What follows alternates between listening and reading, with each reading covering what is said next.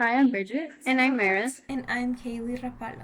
As America approaches its 150th anniversary, we're exploring one of the most powerful ideas of the Declaration of Independence, the right of the people to alter or abolish a government that becomes destructive of their rights. In this documentary, we connect that revolutionary idea to modern social justice movements, youth activism, and the No Kings protests happening today. The right to revolution is not something people added later. It comes directly from the Declaration itself. That among these are life, liberty, and the pursuit of happiness. That to secure these rights, governments are instituted among men. Hearing the words out loud makes it clear that the founders believed people had both the authority and responsibility to challenge power when their rights were threatened.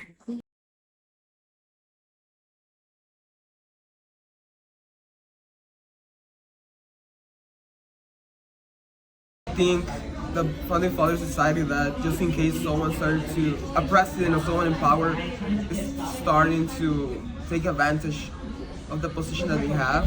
So I think that's why it gave the people the right to abolish the government. Of course, they had to question because like the founding fathers gave us the right to express our emotions and feelings about certain situations, aka freedom of speech. So obviously there's gonna be times that us, the citizens and residents, are gonna question the authority of our government. What stood out to us is that the founders didn't see protest as dangerous, they saw it as necessary. Over 250 years later, scholars and political thinkers still debate about what the meaning of the right of the people meant. And the case for a new American founding.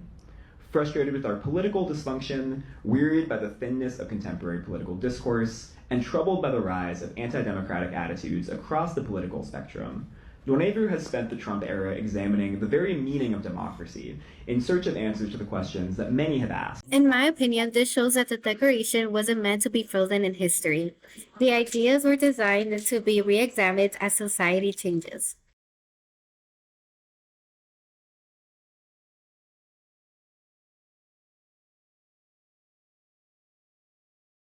I think the No Kings protest is clearly drawing on the ideas of the Declaration of Independence, right? Even just the language of No Kings makes us think about why the Declaration of Independence was necessary. The monarchy was out of touch with what the people needed in the colonies, and they needed a government that was going to reflect their own ideas and values and be able to be responsive to what they needed.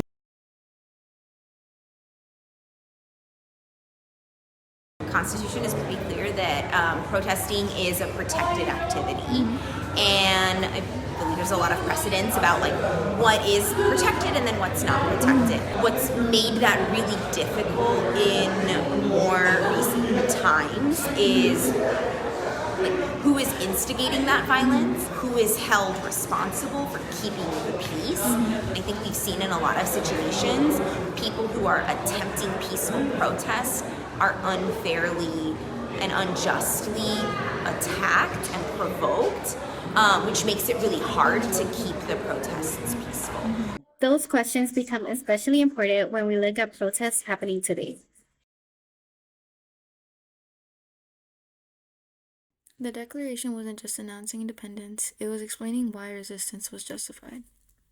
It is the job of law enforcement to uphold these freedoms, uphold our Constitution, uphold justice, even in the midst of the most difficult of situations. To us, this confirms that revolution was meant to be a last resort, but a legitimate one when the government repeatedly fails its people.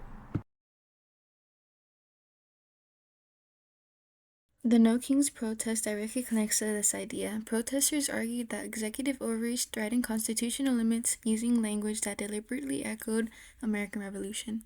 Many of these protests were peaceful and protected by the First Amendment, showing that people can challenge this power legally. However, some incidents crossed legal boundaries, including property damage and blocking major highways like the 101 freeway in Los Angeles. In our opinion, this is where the modern right to revolution becomes controversial. The Constitution protects peaceful protest, but it does not protect violence. That distinction matters because it affects public trust and the legitimacy of the movements. We believe legislation like California's No Kings Act shows how protests can lead to reform without abandoning democratic systems. As America reaches its 250th anniversary, the right to revolution still acts as a warning against unchecked powers. It reminds citizens that democracy requires participation, not silence. From our perspective, the challenge today isn't whether people should protest.